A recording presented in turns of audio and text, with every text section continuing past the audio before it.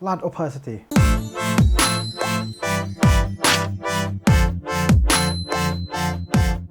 So I know that many times when we apply a lot, maybe creative LUT, so sometimes is oversaturation.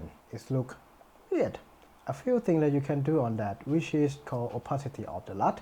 So this node, the third one, I use a lot. That is my LUT. So I feel that is too much. So what I can do is I'm gonna go to node key and then key output here. If I go down, so see that? That is the opacity of LUT. So we can change it to 0, which is no LUT at all.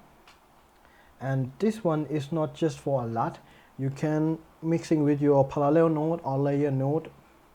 Basically, it's a node opacity. So you can, like mixing with your own style on that.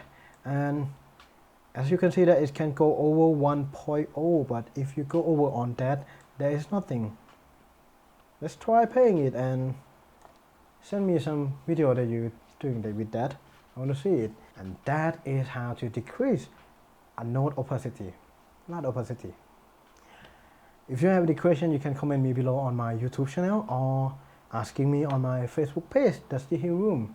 And don't forget to like, subscribe and share. I'm Jinn from DustyHueRoom. I will see you soon, mate. See ya.